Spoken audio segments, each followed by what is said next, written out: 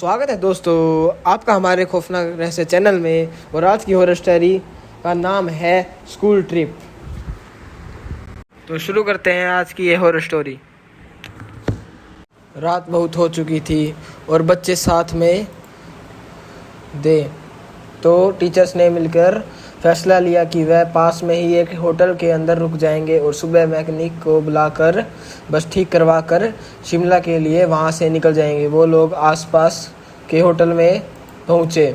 दोनों तरफ से बड़े बड़े पेड़ और पहाड़ों से घिरा हुआ सब टीचर्स ने बच्चों को होटल में अलग अलग कमरों में बांट दिया और डिनर के बाद सब सोने चले गए।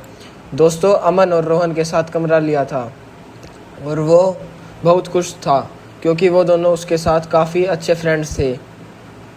आयु, अमन और रोहन जब कमरे में गए तो कमरे की खिड़कियां से उन्हें जंगल के बीचों बीच एक झील दिखाई दी। उन सभी को याद था कि कैसे पिछले स्कूल ट्रिप पर रात में दो बच्चे ऐसे ही झील पर निकले थे और वह स्कूल के सबसे पॉपुलर बच्चे बन गए। तो उन तीनों ने भी प्लान बनाया कि इस बार वो भी कुछ करमाना करेंगे। उन्होंने सोचा कि वो होटल से छुपकर से निकलेंगे और उस झील पर जाकर फ़ोटो खींचकर वापस आ जाएंगे। जैसे ही होटल का गार्ड सो गया वह तीनों निकल गए झील देखने। मैं तो होटल से ज़्यादा दूर नहीं लग रही थी, पर वहीं तीनों करीब आधा एक घंटा झील की तरफ चले जा रहे थे और जंगल का रास्ता था कि ख़त्म ही नहीं हो रहा था। बहुत ज़्यादा बढ़ चुकी थी और उसने सुनसान जंगल में उन तीनों की ठंड के मारे हालत ख़राब हो रही थी। उन्होंने अपना फ़ोन चेक किया तो उसमें सिग्नल नहीं था, मतलब कि सिग्नल नहीं था। तब उन्हें लगा कि उन्हें झील का प्लान कैंसिल करके वापस होटल चले जाना चाहिए। अपने फ़ोन की फ्लैशलाइट के सहारे वो वापस होटल का रास्ता ढूंढने लगे। ढूंढते ढूंढते अमन और आयु, जो रोहन से थोड़ा आगे चला गया था, जब पीछे मुड़े तो उन्होंने देखा कि रोहन वहाँ था ही नहीं। तभी उन्होंने अपने पास में से किसी के भागने की आवाज़ आई। वो बहुत घबरा गए, पर क्योंकि वो रोहन को अकेला नहीं छोड़ सकते थे तो उन्होंने उसे कदमों की आवाज़ का पीछा किया। वीरान और घने जंगल में बीचों बीच मानो कदम की आवाज़ का पीछा करते गए, जो कुछ मिनट बाद बंद हो रही थी। रोहन उनको अभी तक नहीं दिखा था और अमन और आयु अब बहुत ज़्यादा डरने लग गए थे।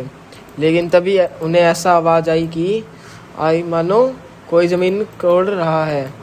धीरे धीरे उसे आवाज़ के आसपास गए और झाड़ियों के पीछे उससे उन्होंने देखा कि और कोई नहीं बल्कि रोहन ही जंगल में गुड्डा कोड़ रहा था। उन्होंने डर के मारे रोहन को पुकारा। रोहन उनकी तरफ मोड़ और उन्हें गुस्से से भारी आंखों से देखने लगा। उसकी आंखें एकदम काली पड़ चुकी थी, जैसे किसी ने उसके अंदर से आंखें ही निकाल ली हो। अमन रोहन के पास गया और उसने रोहन के कंधे पर हाथ रख के उससे पूछा कि उसे क्या हुआ।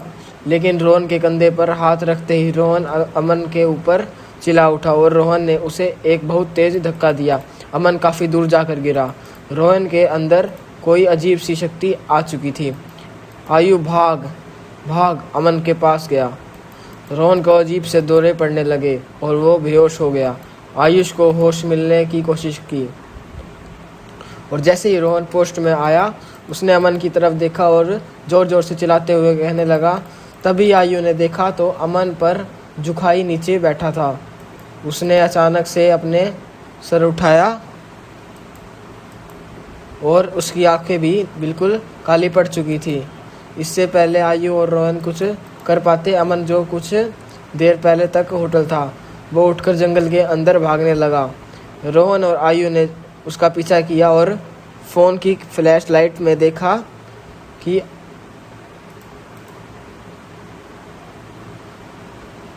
एक खंचार की तरफ भाग रहा था।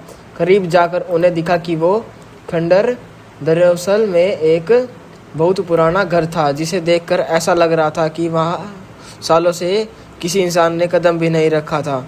दोनों बहुत ही डर चुके थे और उनकी आगे जाने की हिम्मत ही नहीं हो रही थी, पर अमन को बचाने के लिए आयु और रोहन उसे खंचर में घुस गए थे। वह सवास के पास पहुँचे तो उन्होंने देखा कि उस पर उन्हें विश्वास ही नहीं हुआ। उन्होंने देखा कि अमन बेहोशी की हालत में हवा में लटका हुआ था और एक बूढ़ी औरत उससे बात कर रही थी। उसे औरत पर का चेहरा बहुत भयानक था। उसकी आंखें एकदम काली थी, खाल लटकी हुई थी और बिखरे हुए सफ़ेद बाल उसे और डरावना बना रहे थे। वो दोनों उस औरत को देखकर वहाँ से भाग गए। वो औरत उनके पीछे पीछे आने लगी। आयु और रोहन जल्दी से सीढ़ियों से नीचे उतारे और उसे खंचर के घर के दरवाजे तक पहुँचे। उन्होंने तब मुड़कर देखा तो वो बूढ़ी औरत किसी कीड़े की तरह रेंगते हुए सीढ़ियों से उतर रही थी और उसके पास ही आ रही थी। वो किसी तरह वहाँ से निकलकर जंगल की ओर और भागते चले गए। भागते भागते उन्हें पता नहीं चला कि कब वो उसे झील के पास आ गए, जिस झील की तलाश में वे होटल के बाहर निकले थे। और आयु दोनों भागते भागते रंगीन के अंदर गिर पड़े और डूबने लगे। उन्हें ऐसा लग रहा था कि जैसे कोई उन्हें अंदर खींच रहा हो। आयु किसी तरह झील से बाहर आ गया, पर उसकी आंखों के सामने रोहन झील में डूब गया और वह कुछ भी नहीं कर सका। आयु ने यह सब देखा इतना घबरा गया, उसे चक्कर में वो बेहोश होकर गिर पड़ा। आयु की जब सुबह आँख खुली तो वो होटल के कमरे में था। वो भागकर बाहर गया। पुलिस की बहुत सी टीम थी और ज़मीन पर सफ़ेद चादर से लिपटे हुए रोहन और अमन की लाश पड़ी हुई थी। पुलिस ने तो उसे मर्डर घोषित कर दिया था, पर आसपास के रहने वालों ने बताया कि कई साल पहले उसे जंगल में बूढ़ी औरत रहती थी। वहाँ उसका एक घर था, सभी से अलग, बहुत चैन से रहती थी। पर एक रोज़ उसके घर को कब्जा के लिए पास के गांव के कुछ लोग उसके साथ बदसलूकी की और उसे मारकर उसे झील में फेंक दिया।